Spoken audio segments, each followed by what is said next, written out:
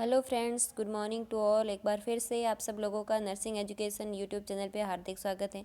हमने जो है पिछले लेक्चर के अंदर क्या पढ़ा था, इम्यूनाइजेशन शेड्यूल को पढ़ा था। उसके अंदर कौन सी वैक्सीन किस रूट से दी जाती है, उसकी कितनी डोज होती हैं, किस डिजीज़ के अगेंस्ट दी जाती हैं और कौन कौन से वीक पे वो लगती है, वो सारा कुछ हमने पढ़ा।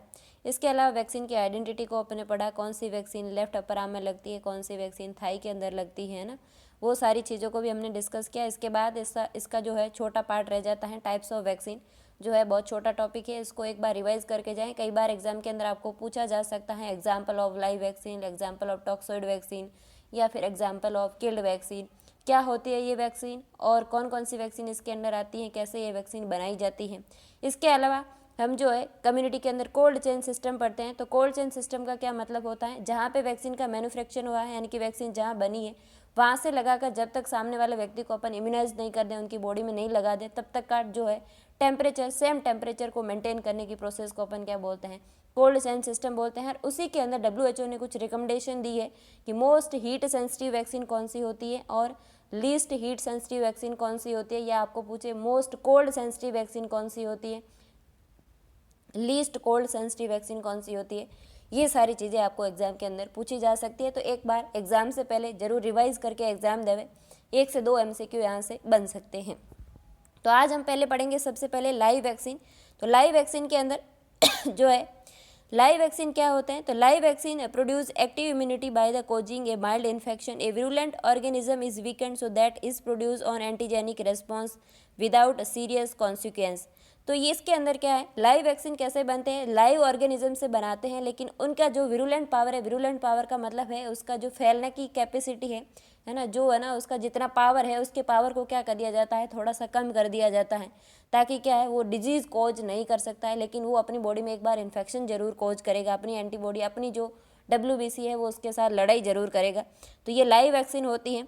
कौन कौन सी वैक्सीन इसके अंडर आती है, तो BCG वैक्सीन आता है, ओरल पोलियो वैक्सीन आता है और MMR की वैक्सीन जो है ये आती है लाइव वैक्सीन के अंडर। आपको पूछा जा सकता है कि लाइव वैक्सीन का एग्जाम्पल क्या है, तो आपको बताना है BCG, ओरल पोलियो वैक्सीन और MMR की वैक्सीन कैसी है, लाइव वैक्सीन है। इसके अलावा कौन से बैक्टीरिया और वायरस के अगेंस्ट जो है लाइव वैक्सीन बने हुए हैं, ये इसके अंदर लिखा हुआ है। तो बैक्टीरिया के अंदर क्या है, ट्यूबरक्लोसिस का जो बैक्टीरिया है जिसके अगेंस्ट जो है वैक्सीन बनी है लाइव वैक्सीन, जिसका नाम क्या है, BCG, बैसिलस कालमेटिक ग्यूरिन के नाम से जाना जाता है इसको।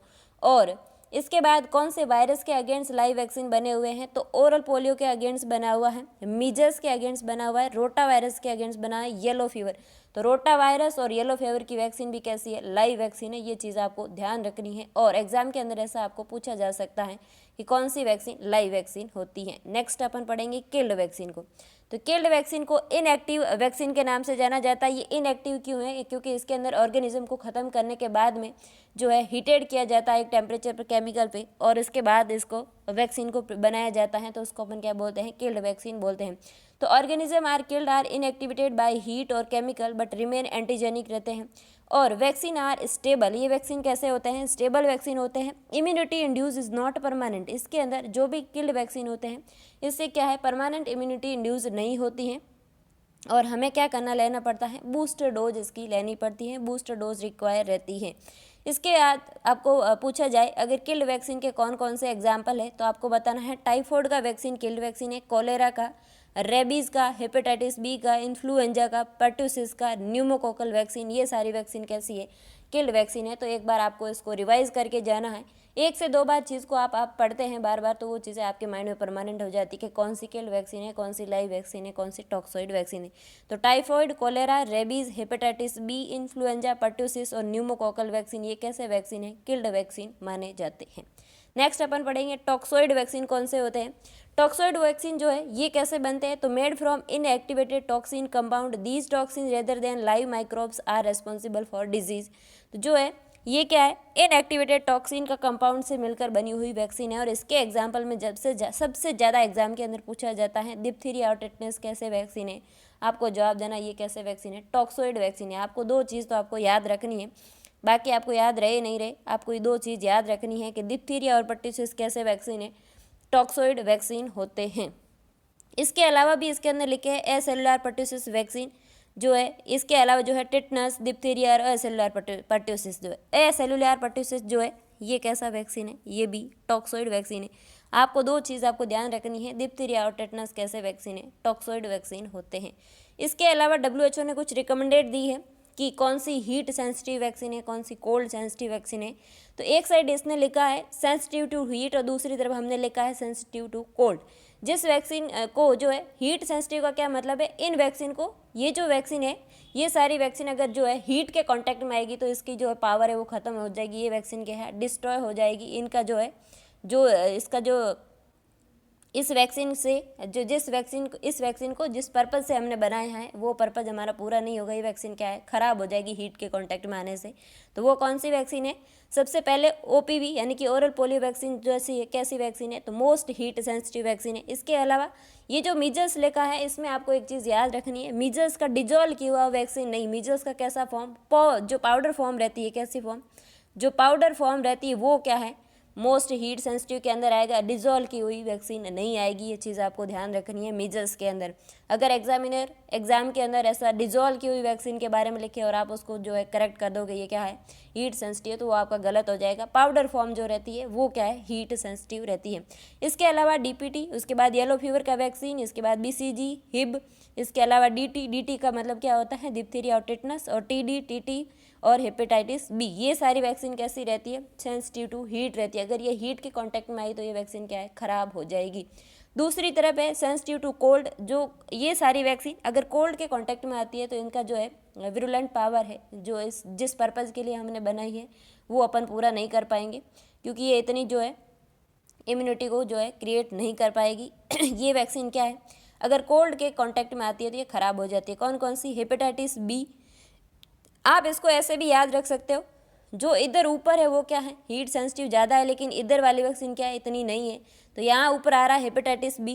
हेपेटाइटिस B की वैक्सीन अगर जो है कोल्ड के कांटेक्ट में आती है तो ये ख़राब हो जाएगी। Hib vaccine, DPT vaccine, DT vaccine, TD vaccine और टेटनस, ये कैसी रहती है वैक्सीन, आप इसी को उल्टा सीधा करके पढ़ सकते हो या इस तरीके से पढ़ सकते हो, कैसे भी आपको जैसे भी याद रहे आप वैसे याद रख सकते हो। आपको याद रखना है जो ज़्यादा हीट सेंसिटिव है, ठीक है, सबसे ज़्यादा जो है OPV है, उसके बाद मीजल्स की पाउडर फॉर्म रहती है, इसके बाद येलो फीवर है, BCG है, ये सारी ऐसे इस तरीके से। और दूसरी तरफ आप इसी को उल्टा समझ सकते हो या फिर इसको ऐसे पढ़ सकते हो कि कौन सी वैक्सीन जो है कोल्ड के कांटेक्ट में आने से ख़राब हो जाती है।